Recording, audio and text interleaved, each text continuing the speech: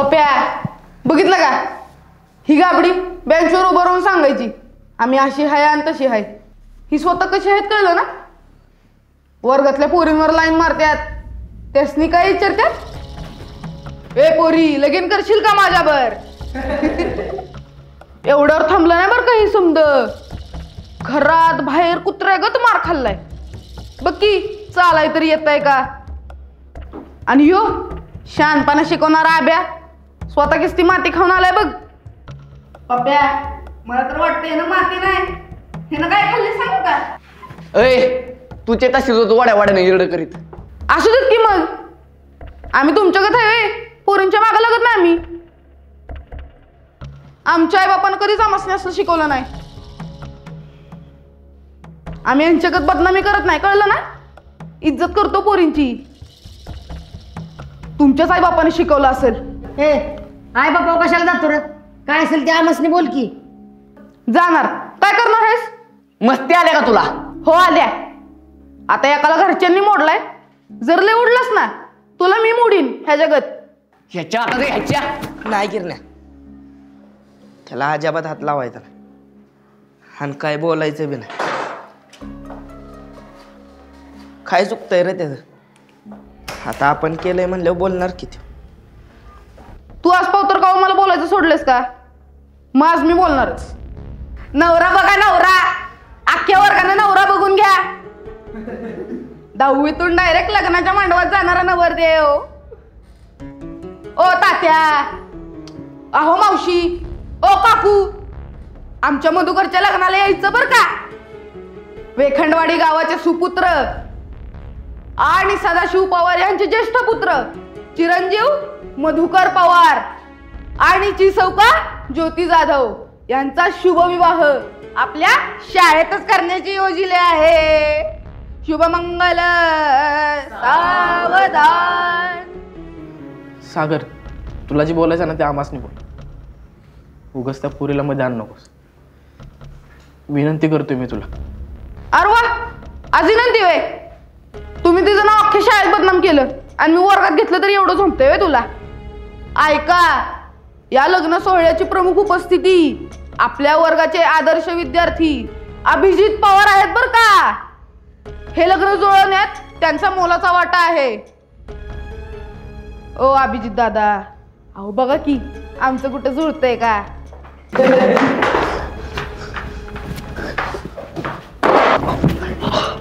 झालं का जुळलं. पुन्हा त्यांचं नाव काढलंच ना तर साल्ट काढील बघ. चुकलंय म्हणून गप आहे, पण त्याचा फायदा कुणाला बिघू देणार नाही कळलं का. आणि तू काय करतो ते सांगू का. झिक्कारड्या, तुझ्याकडे त्यानं मुतारीत नाव तरी नाही लिहिलं. आणि जो कोण स्वतः धुतल्या तांदळात असं ना त्यानंच बोलायचं यांच नाही. आता एकेकाला वर्गासमोर आणील.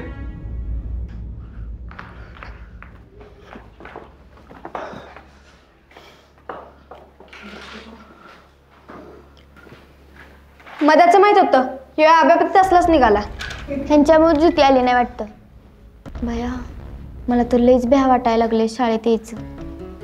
अरे असणे डोंगरातलं आहे म्हणून सोडले.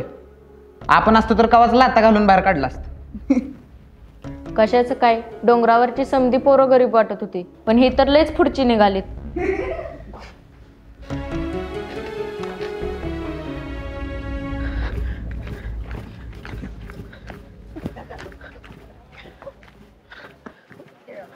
केवढा अगं ऐक तरी, केवढा अगं केवढा अगं ऐक तरी. काय ऐकू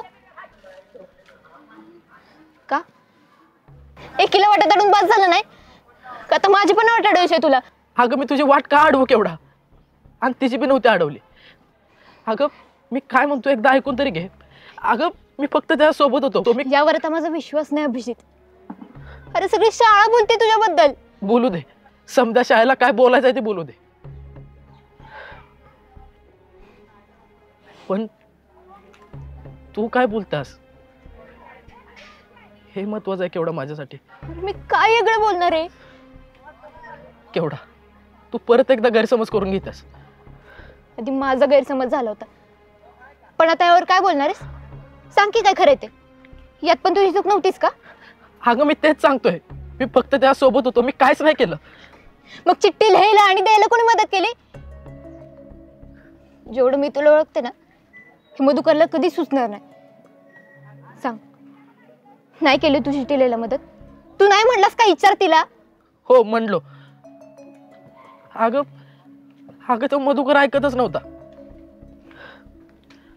आपल्या दोघांनी बोलताना बघितलं की त्याला बी त्या ज्योतीवर बोलावं असं वाटत होतं. म्हणून मग तू त्याला शिकवलंस कसं बोलायचं, काय करायचं? अभिजित, एवढ्या वर्षात मी शाळेतल्या कुठल्याच मुलाबर कवच बोलले नव्हते. तुम्ही जसं ज्योतीच्या मागे लागला तशी 7वी पासून माझ्या मागे यायची पोरं. शाळेतली, शाळेबाहेरची, अगदी घरात पावतर ती मुलं ना मला जगातील सगळ्यात वाईट माणसं वाटायची. तू पहिला ज्याच्याशी मी स्वतःहून बोललेले. मग आज कळते तू पण त्या मुलींच्या मागे लागून त्यांना अडवून त्यांना विचारणारा नाहीस, पण विचार म्हणणार आहेस. अरे मग आज काय फरक राहिला तुझ्यात आणि त्या पोरांच्यात? लय फरक आहे, लय फरक आहे. केवढा? त्या पोरांच्यात आणि माझ्यात लय फरक आहे. आणि तू असं जरा काय झालं की आधीच समजा कसं विसरते. जरा काय झालंय अभिजित? अरे ते पोरगी म्हणून विचार कर की ते अवघड आहे माझ्यासाठी. तरी मी कवाच कुणाचाच नाही विचार करता तुझ्यासोबत राहिले. तू एका मुलीसोबत हे केलेस, अगदी मी माझ्या सगळ्यात जवळची मैत्रीण आहे, तरी पण मी तुझ्यासोबत कसं राहू तूच सांग.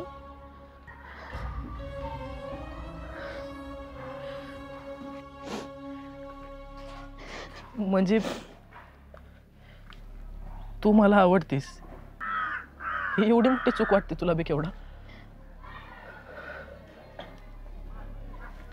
नाही नसल. ज्या मुलीच्या मनात हे सगळं जवळपास बी नाही तिला भर रस्त्यात हाडून असं लग्न करतेस का, याच्यानं लय मोठी चूक आहे. चिठ्ठी दिली होती आणि वाचली बी होती तिनं. अरे अभिजित, विचार पण केला असतं, पण हे सगळं काय करून बसलाय तुम्ही? अरे तू असं पोरांमध्ये असताना तुझ्याशी बोलायला आले, तुला आवडलं नाही? अरे भ्या वाटलं तुला? बघ, हे सगळं करताना काहीच कसं वाटलं नाही रे तुला? तू असं असेल असं कवच वाटलं नव्हतं बघ. मला नाही वाटत मी यापुढे बोलेन तुझ्याशी. तुमच्यामुळे त्या बिचारी ज्योतीची किती बदनामी झाली. उद्या माझी होणार नाही कशावरून? केवढा?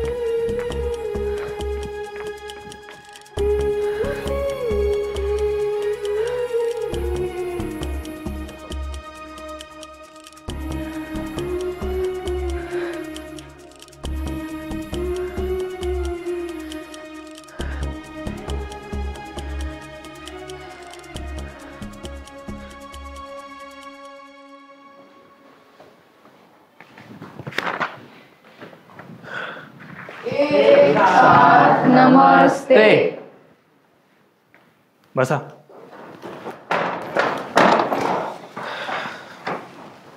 रोज सांगायचं का पुस्तक काढायला?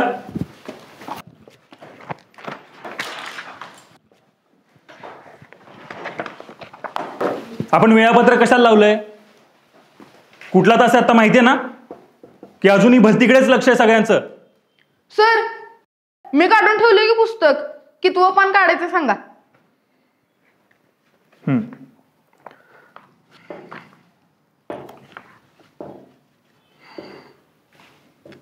तर आज आपण भरतवाक्य नावाची कविता बघणार आहोत, जी अतिशय महत्वाची आहे. कवी मोरोपंत यांची ती कविता आहे. आपण ती वाचूया आणि नीट समजून घेऊया, कारण आज आपल्याला आपल्या आयुष्यात अशा कवितांचा अर्थ समजून घेणं खूप गरजेचं आहे असं जाणवू लागलंय मला. कशामुळे सर? सागर, तू शांत बसलास तर मी वाचून दाखवेन ना. शांत बस. तर कवी मोरोपंत काय म्हणतायत? सुसंगती सदा घडो. म्हणजे काय? सुसंगती सदा घडो म्हणजे आपली संगत चांगली असली पाहिजे. म्हणजे आपले मित्र, आपले जवळचे हे निवडताना आपण चांगले निवडले पाहिजेत. नाहीतर त्यांच्या वाईट सवयी किंवा वाईट विचार आपल्या मनात घर करतात, नाही का? माझ्या मित्रांनी सांगितलं म्हणून अनेक जण अनेक वाईट गोष्टी करतात. तसं जर नको असेल तर आपले मित्र, आपली संगत आणि आपला आसपास हा चांगल्या लोकांचा हवा. पण सर, एखादी वाईट गोष्ट करण्यापासून जर मित्र थांबवत असेल आणि जर दुसरा मित्र ऐकतच नसेल तर मग त्याला जबाबदार कोण? आपण का मित्र? अभिजित, वाईट गोष्टी करणारा, बोलणारा हा वाईटच. तसंच चांगल्या गोष्टी करणारा, चांगलं बोलणारा हा चांगला.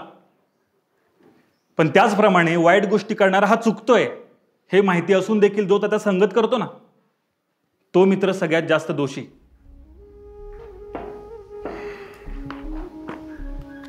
पुढे सुजन वाक्य कानी पडो म्हणजे काय?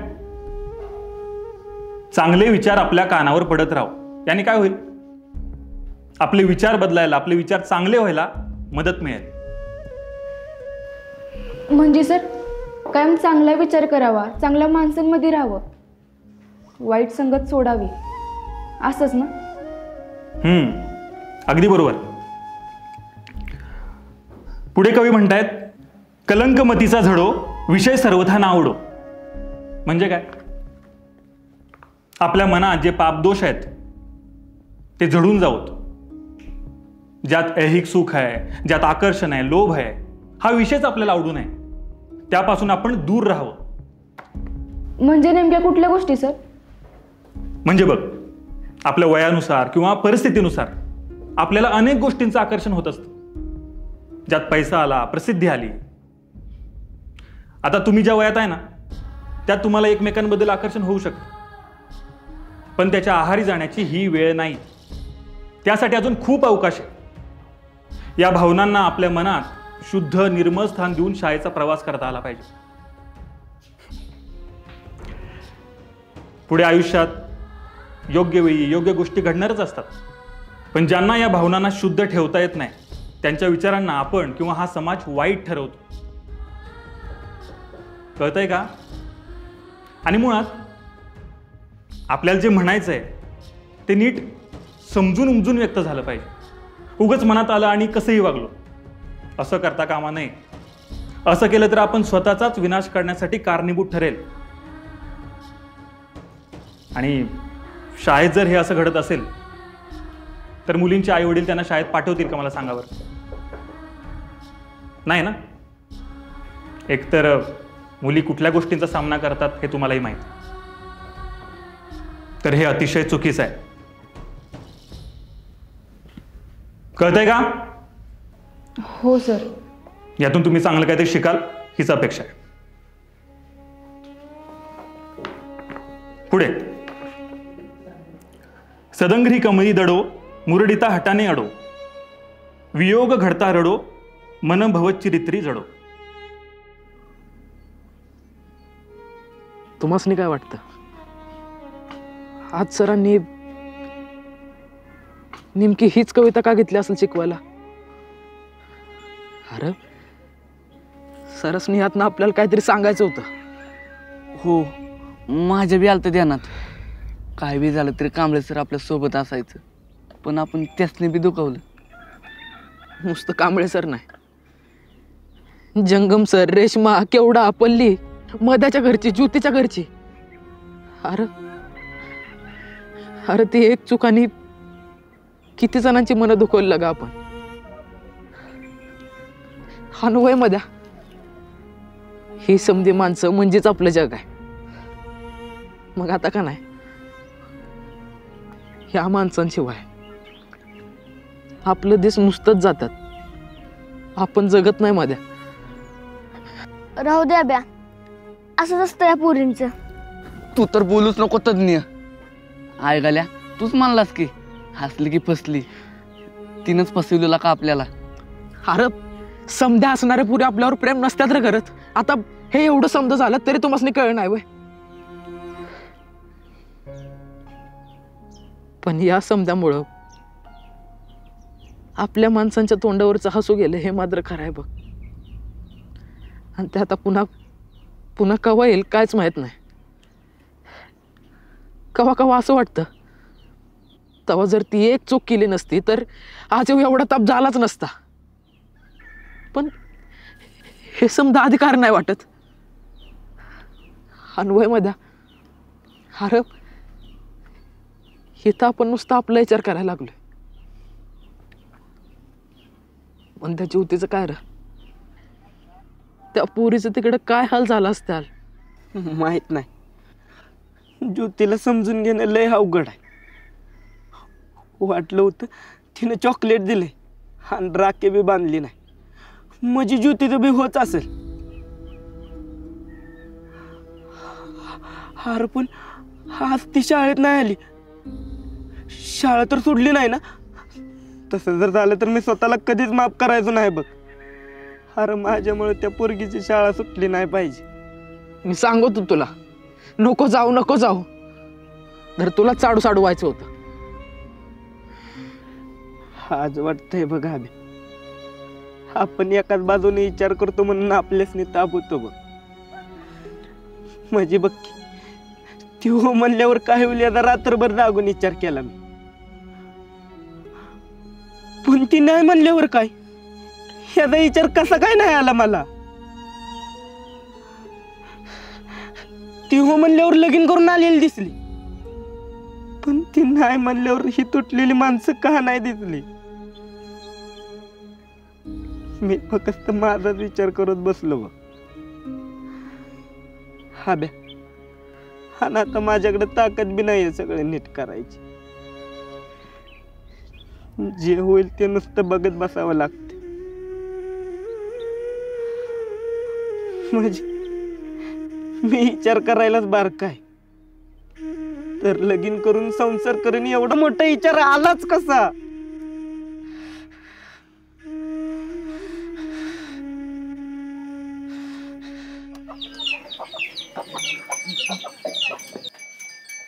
आभ्या, अरे ध्यान कुठं आहे तुझं? भूक लागलाय का? खायला देऊ का काय? शिजक्या शेंगा आहेत ना तर कूट देते बघ साखर टाकून. अगं नाही नको. अरे मग नुसतं असंच का म्हणून बसलाय? हा, गुरसनी पाणी दाखवायचं, अभ्यासाचं उरकायचं. गुरं केव्हापासून आलेत माहित आहे ना? अरे अभ्यासाचं बंद करून जाऊ म्हणलं नव्हतं तुला? अगं करीन की परत, आणि आज नाही एवढा अभ्यास करीन झोपायच्या आधी. होय आय, गुरांचं किती बरं असतंय ना. रानातनं चरून यायचं, काय दिल ते खायचं आणि गप बसायचं. अरे गप कुठं बसतात, वाईस ताप देतात वय. आता ही कमळी काल दादाला चुकून गेली लोकांच्या वावरात. तो बंडाप्पा भला माणूस म्हणून काय शिव्या बिव्या दिला नाहीत बघ त्यानं. तरी बी आहे गुरं माणसं एवढे नाही चुकत, माणूस लय चुकतो. अभ्या काय चूक केलीस? अगं नाही एवढं काय नाही. एवढं काय नाही. मग त्या मध्याला त्याच्या बापानं का हाणला? आज भांगलताना बायका म्हणत होत्या. काहीतरी झालंच असेल की. आब्या खरं सांग, काय तोडफोड केली नाही ना? तुला कसं माहित? मला समजा माहीत असते. माझ्या कानावर समजा येते. फक्त माझं पोरग जिथं चुकतंय ना तिथं बोलते मी. आता सांगतो का काय झालंय, का ते बी दुसऱ्याने सांगायची वाट बघू? अगं आहे ते आमच्या वर्गातली पोरगी, अगं ती ज्योती. स्पर्धे दिवशी आलेली ना, तिचं काय झालं? अगं तिचं आणि मध्याचं ज्योतीचं भांडण झालं बेंचवरनं. आणि मध्या माहिती आहे ना तुला, मध्यानं हाणलं ज्योतीला. मग ज्योतीनं जाऊन सरासनी सांगितलं आणि सरासनी मध्याच्या बापाला बोलून घेतलं. आणि काय बाय सांगितलं काय माहिती, घरी आणल्यावर जे हाणला मध्याला म्हणून सांगतो. अरे पण एवढ्याशा गोष्टीसाठी कोणी एवढं मारतं होय? आणि होतेच पोरा पोरांच्यात भांडणं. आता त्यांना काही माहित नाही का मध्या खोड्या काढतो म्हणून? माहिती आहे की खोडीला आहे, पण ते असं म्हणतात की आपल्या आपल्यात खोड्या काढायच्या, लोकांच्या पुरीला कशाला त्रास द्यायचा. अरे पण दादा एवढं कवच मारलं नाही. तसं त्याचा बाप गरीब आहे, पैशानं पण आणि स्वभावानं पण. एवढ्याशा कारणासाठी पोराला मारलं हे काय मला पटत नाही बघ. मला बी आई पटली नाही खरं सांगतो. आणि जर आपला आभ्या असतात त्याच्या आबे असता तर एवढं कवाच मारलं नसतं मी. आणि मी काय येडीबिडी आहे वय ह्याला एवढं मारायला. आता एकदा झाली ही चूक, पण आपला आभ्या लय गुणाचा आहे, असं कधीच करायचं नाही. पण दादा तुला कशाला बोललो होतं शाळेत? हे बी सांगितलं बायकांनी.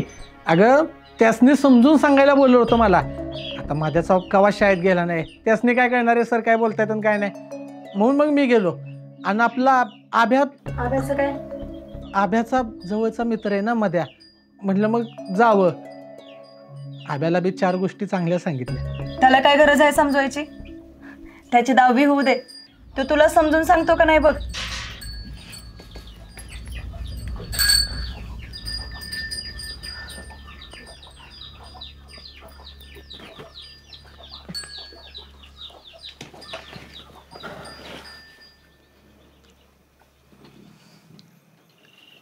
बघितलं आम्ही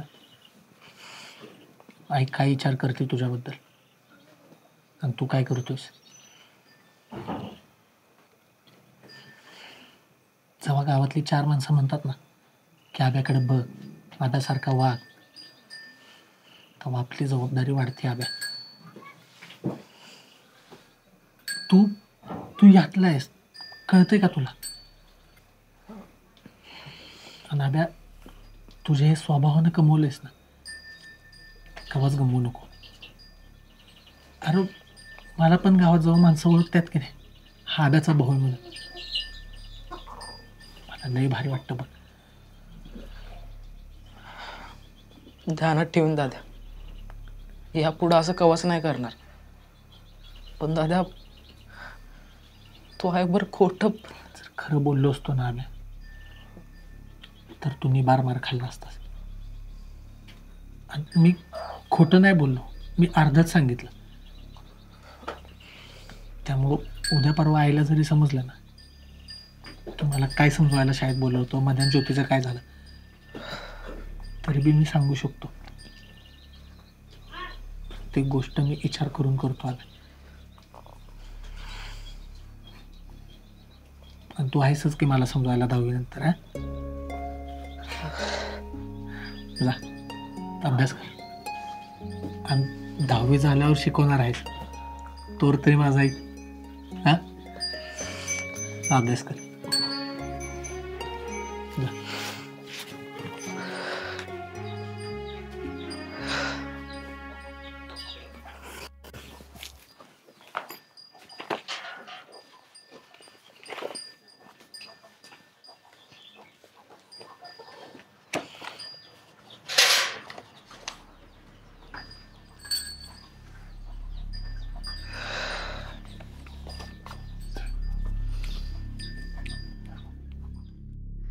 जेव्हापासून हे झालंय ना तेव्हापासून शाळाच नको वाटते बघ. काय होईल, लईत लय बापागत कष्ट करावं लागल ना. हार मग ह्याच्यापेक्षा तेच बरं आहे की.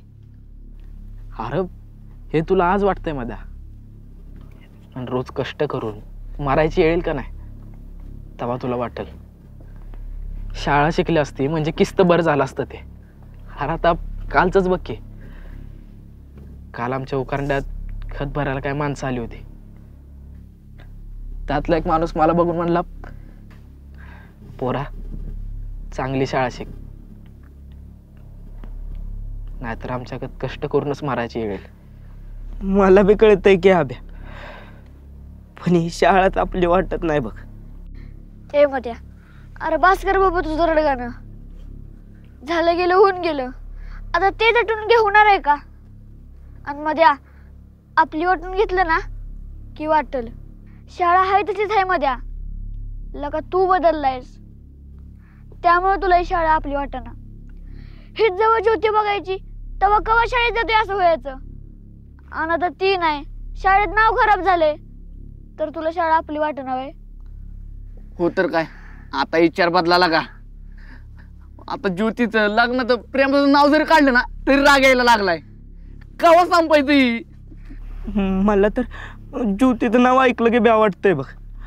आणि आता आयुष्यभर वाटत राहिलं असं वाटतं. आयुष्याचं राहू दे, शाळेचं बघा आधी. कशाला थांबलाय तुम्ही? काही गरज नाही आमच्यासाठी थांबायची. अगं रेशमी, तू तरी समजून घे की. काय समजून घेऊ? अरे तुम्हाला नाही आकला नाहीत का रं?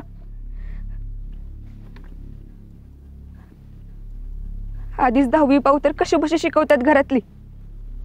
कांबळे सरांनी तुमच्या भरोशावर. उद्या हे समजा आईला कळल्यावर कशी धाडेल तुमच्यावर तुम्हीच सांगा. तुम्हाला शाळा सोडून गुराकडे जायचं असेल पण मला नाही जायचं. लहानपणापासून आईला अण्णांना कामातच बघितले. त्यासनी पोरगा नाही म्हणून काळजी वाटते की उद्या मी लगीन करून गेल्यावर कोण सांभाळेल त्यासनी. त्यासनी वाटतं मला शिकून मी त्यांच्या काहीच कामाला येणार नाही. अरे पण मला ही बदलायचंय र.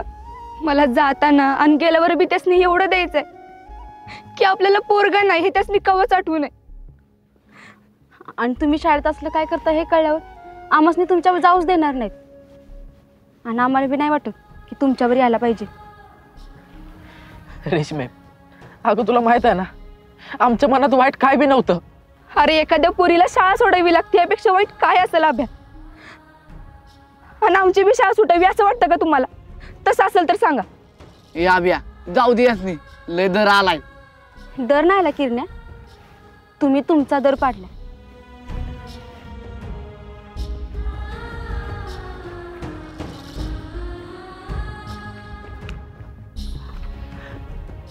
हा ब्या, आजवर काय बी झालं तरी तुझ्याबरोबर उभी राहणार रेशमी अशी आपल्याला सोडून गेली.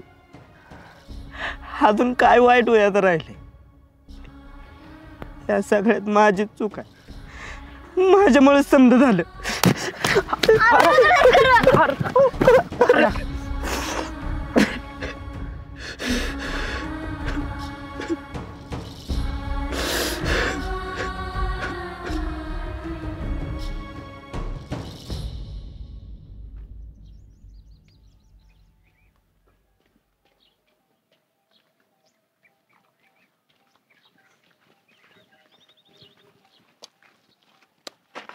ए ए ए ए इकडे इकडे इकडे कुठे पळतोस? हा कुठे पळतोस? इकडे या. इथं इथं इथे इथे येता या. चल, तू त्या सागर बनवतोस ना तुझा? हा या या या या या या पुढे या. ऐ कुठं? हा किती वाजता भरती शाळा? 11:45 सर. मग आता किती वाजली? हाय का गाड्याळ? गाड्याळ नसेलच म्हणा, पण प्रार्थनेचा आवाज येतो ना. हा अरे 11:15 वाजून गेले की. ते भाकरी झाल्या नव्हत्या. होय, खोटं बोलताय वे? खोटं बोलताय? लेका अभ्यास सोडून नुसती लफडी करायची शाळेत येता आणि वरनं खोटं बोलताय वे? ते रेशमान पडली तुमच्याच गावच्या ना? अरे आहेत का तुमच्या गावच्या फावड्या? आहेत का ना तुमच्या गावच्या? हो आहेत की. त्यांच्या भाकऱ्या झाल्या, त्या पुऱ्या असून लवकर उरकून आल्या आणि तुमच्या भाकऱ्या राहिल्या वैर. रे मध्या, हा लय तोंड होतं ना तुला बोलायला. बेंचात मुसका घालून काय म्हणत होतास? शिपाय झालाय वय, मारकुट्या. आता सगळी मस्ती उतरली ना? हा खरं सांग, का उशीर झाला? सर, हा असाच उशीर झाला. होय, मग आता तुला असाच तुडविला तर चालेल का? खरं खरं सांग, कुठल्या पुरीच्या मागे गेला होतास? कोणाला लग्नाचं विचारलंस? लय मोठा झालास वय. लेका तुला भ्याच कोणाचं राहिलं नाही. तुला आज दाखवतो भ्या काय असतं ती. आज नेमका तावडीत घावलायस माझ्या. करा पुढं, हात पुढं कर.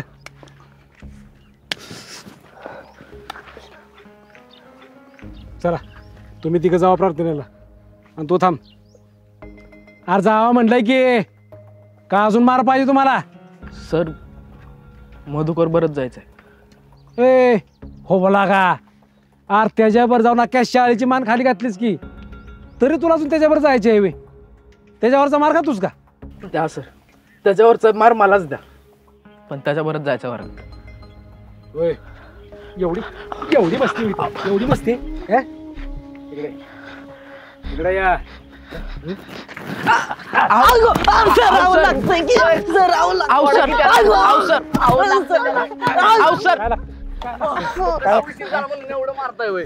फक्त उशीर झाला म्हणून नाही रे, लय देव त्याच्यावर डोळा होता माझा. आज घालाय तावडीत माझ्या, आज सगळा उचल काढला.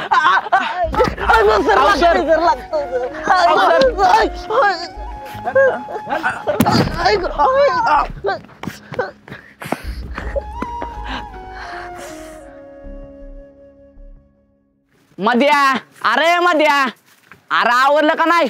काल बी मार खायचा आहे त्या कुरकुड्याचा. काल त्या कुरकुड्याचा असा राग आलेला का नाही, पण जाऊ दे र, त्याला बी फेडायला लागणारच की बाप. चांगल्यापणानं मारायचीच नाही ती. हे क्या अरे असं काय बी काय बोलतेस? आणि तुम्ही असं काय बी बोलता का नाही? म्हणून कधी गावलं तर बिनकामाचं मारतात ते सर. अरे मला तर अजून बी कळना आपल्यावरच एवढा राग का धरतात ते. एवढं कोण मारतं वय?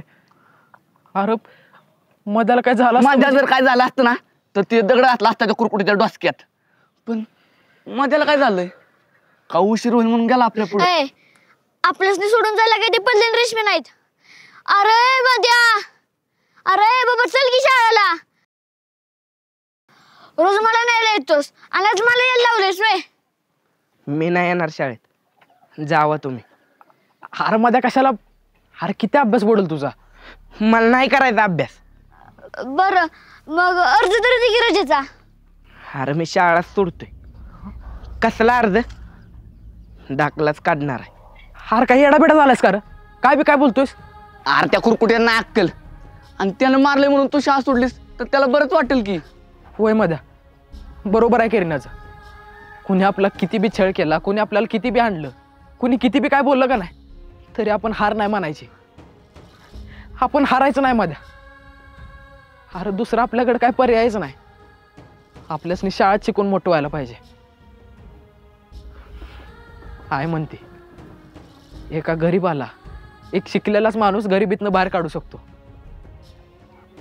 हा ना आपलं कांबळे सर काय म्हणतात माहिती आहे ना, मागचं समदो दोर कापल्याशिवाय आपण कधीच पुढे नाही जाऊ शकत. त्यामुळं काय बी झालं तरी आपल्याला 10वी शिकायच्याच. नाही मला शिकायची 10वी. मी हा बसने बी सांगणार आहे. मी शाळा सोडतोय. उद्यापासून त्यांच्याबरोबर रोजगाराला जाणार आहे. आणि आता उगाच माझ्यासाठी थांबू नका. माझा विषय द्या सोडून, जावा तुम्ही. अरे माझ्या नाही जाणार शाळेत तर मी पण नाही जाणार.